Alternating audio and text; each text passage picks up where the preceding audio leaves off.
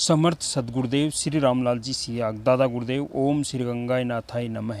गुरु सियाग सिद्ध योग ऑटोमेटिक योग आध्यात्मिक मार्ग पर चलने के लिए सबसे पहले आपको सदगुरुदेव की ज़रूरत होगी।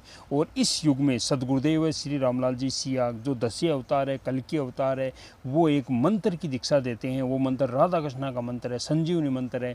इस मंत्र को आप जपोगे, जितना जपोगे उतना ज़्यादा आपको फ़ायदा होगा। वो मंत्र आपको सोशल मीडिया से मिलेगा। सबसे पहले सदगुरुदेव श्री रामलाल जी सियाग के श्रीमुख से आपको सुनना है। उसके बाद आपको 2 टाइम ध्यान करना है। दिन के अंदर आप काम करते हुए, चलते फिरते, उठते बैठते काम करते हुए ज़्यादा से ज़्यादा मंत्र का जप करो। जो मिलेगा इस आराधना में मंत्र का जप करने से ही मिलेगा।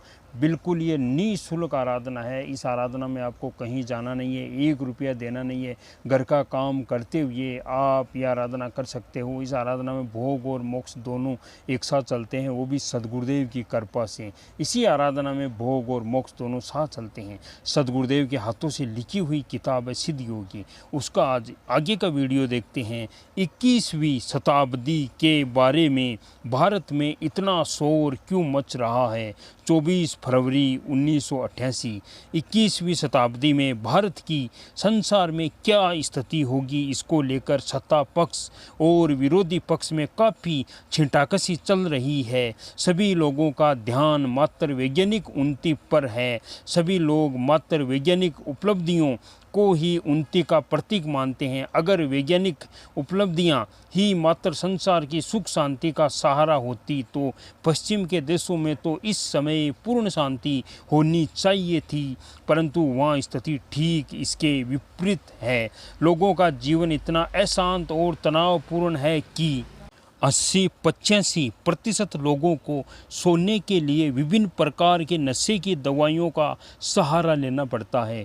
जो वस्तु ईश्वर ने बिना किसी भेदभाव के संसार के सभी प्राणियों को मुफ्त में प्रदान की हुई है, वह भी इन लोगों के नसीब में नहीं लिखी है। इस प्रकार मानसिक शांति के अभाव में निरंतर तनावग्रस्त दिमाग विभिन्न प्रकार के दुष्कर्म संसार में फैला रहा है। ईश्वर ने जो वैज्ञानिक ज्ञान संसार को दिया है उसका उपयोग मानव की भलाई के लिए कम और विनाश के लिए अधिक किया जा रहा है। संसार को 2 विश्व युद्धों में झोंकने वाला जर्मनी आज सबसे अधिक चिंतित है। उसकी हालत संसार भर से विपरीत है। सारे संसार में जन्म दर बढ़ रही है, परंतु वहाँ जन्म दर निरंतर घट रही है।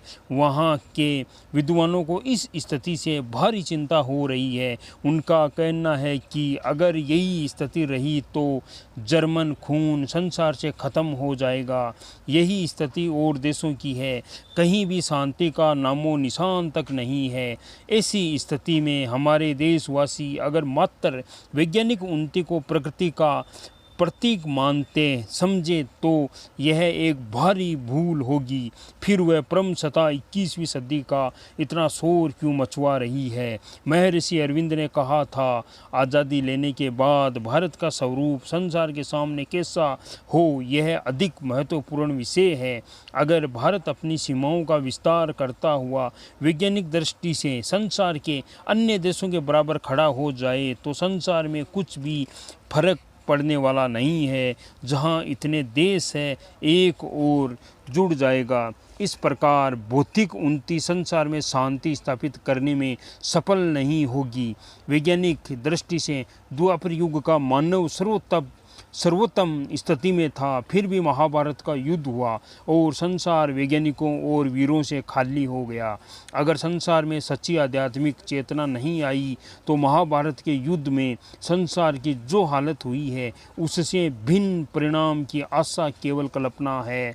परंतु संसार के धार्मिक ग्रंथ और संतों की भविष्यवाणियाँ संकेत कर रही है कि वह परम सत्ता मानव रूप में संसार में सुख शांति स्थापित करने हेतु अवतार ले चुकी है। अपने कार्मिक विकास के साथ वह शक्ति इस सदी के अंत तक संसार भर की मानव जाति को अपनी तरफ आकर्षित कर लेगी।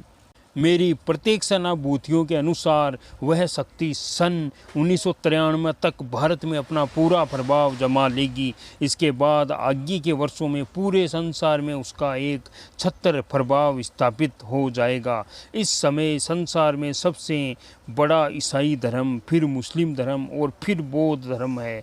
ईसाई धर्म के प्रवर्तक यीशु ने संसार छोड़ने से पहले ही घोषणा कर दी थी कि मैं तुमसे सच कहता हूँ कि मेरा जाना तुम्हारे लिए अच्छा है, क्योंकि यदि मैं न जाऊं तो वह शायद तुम्हारे पास न आएगा, परंतु यदि मैं जाऊंगा तो उसे तुम्हारे पास भेज दूंगा और वह आकर संसार को पाप, धार्मिकता और न्याय के विषय में निरंतर कर देगा। पाप के विषय में इसलिए कि वे मुझ पर विश्वास नहीं करते हैं, धार्मिकता के विषय में इसलिए कि मैं पिता के पास जाता हूँ और तुम मुझे फिर न देखोगे, न्याय के विषय में इसलिए कि संसार का सरदार दोषी ठहराया गया है। मुझे तुमसे बहुत सी बातें करनी है, परंतु अभी तुम उसे सह नहीं सकोगे, परंतु जब वह यथार्थ सत्य का आत्मा जाएगा तो सत्य का आत्मा आएगा तो तुम्हें सब सत्य का मार्ग बताएगा, क्योंकि वह अपनी ओर से न कहेगा, परंतु जो कुछ सुनेगा वही कहेगा और आने वाली बातें तुम्हें बताएगा। वह मेरी महिमा करेगा, क्योंकि वह मेरी बातों में से लेकर तुम्हें बताएगा। जो कुछ पिता का है वह सब मेरा है, इसलिए मैंने कहा कि वह मेरी बातों में से लेकर तुम्हें बताएगा। ब्रह्मांड की सबसे सरल आराधना है गुरु शियाग सिद्ध योग आराधना। इस आराधना के अंदर भोग और मोक्ष दोनों साथ साथ चलते हैं। आप घर में रहते हुए आराधना कर सकते हो, आपको कहीं जाना नहीं है, 1 रुपया देना नहीं है, बिल्कुल निःशुल्क आराधना है। नाम जप कीजिए, आपका उद्धार हो जाएगा, आपको मोक्ष मिल जाएगा, आपके परिवार का भला हो जाएगा। और आपको क्या चाहिए, सबसे बड़ी बात आपका परिवार स्वस्थ रहे, वो उन्नति करे, उसमें सुख शांति रहे, कोई समस्या न हो। ये संजीवनी मंत्र, राधा कृष्ण का मंत्र जपने से ये परिवर्तन आएगा। और परिवर्तन के लिए आपको 20, 30, 40 साल तक नाम जपना नहीं है, 20-30 दिनों के अंदर ही आप मन से नाम जपोगे तो ये सब आपके साथ काम करेगा, आपका जीवन परिवर्तित हो जाएगा। आपको ये आराधना करनी चाहिए। गुरु शियाग सिद्ध योग समर सदगुरुदेव श्री रामलाल जी शियाग।